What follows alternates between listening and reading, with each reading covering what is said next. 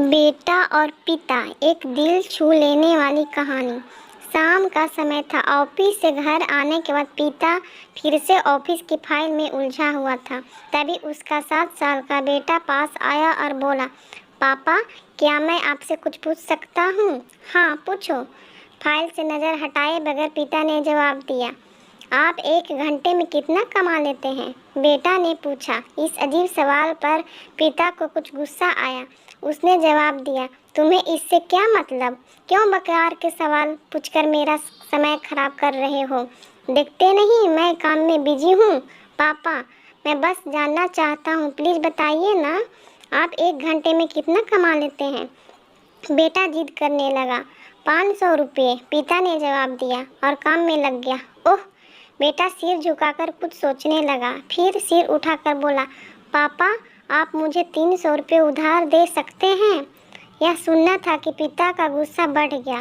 वह बेटे को झिझकते हुए बोला, अच्छा, तो तुम इसलिए मुझसे कुछ सैलरी पूछ रहे थे? तुम्हें खिलौना या कोई फालतू सी चीज़ खरीदनी है? अब एक शब्द कहे बगैर सीधे अपने कमरे में जाओ और सो जाओ। मैं इतनी मेहनत से पैसे इसलिए नहीं कमाता कि तुम्हारी हर फालतू मांग पूरी कर सकूं। बेटा का चेहरा उतर गया।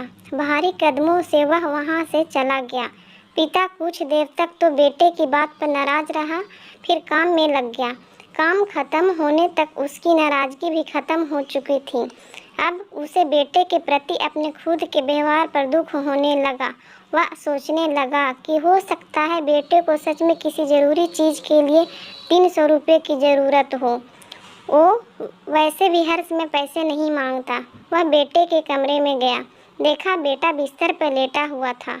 उसने पूछा, सो गए क्या?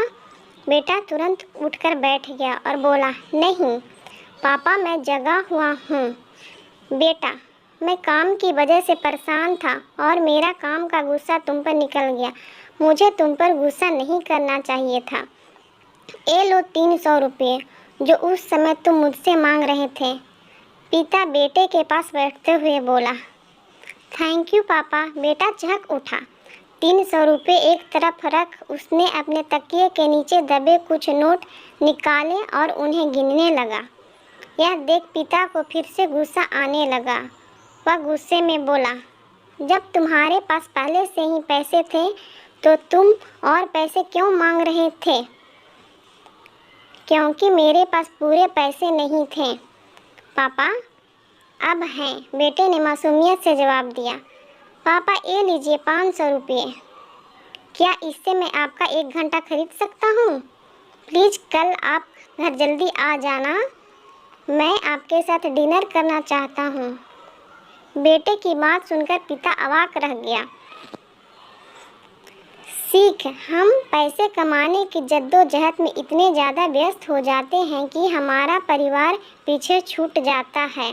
हमारे पास अपने परिवार और प्रियजनों के साथ समय बिताने के लिए समय ही नहीं होता। समय धीरे धीरे हमारे हाथ से फिसलता चला जा रहा है और बीता समय कभी वापस पीछे छूट जाता है। हमारे पास अपने परिवार और प्रियजनों के साथ बिताने के लिए समय ही नहीं होता। समय धीरे धीरे हमारे हाथ से फिसलता जा रहा है और हम बीता समय कभी वापस नहीं आएगा। ऑफिस में हमारा प्लेसमेंट बड़ी ही आसानी से ढूंढ लिया जाएगा, लेकिन परिवार का कोई रिप्लेसमेंट नहीं है। अपने परिवार को महत्व दो। दोस्तों, अगर एक कहानी अच्छी लगी हो तो please like, subscribe and share करें।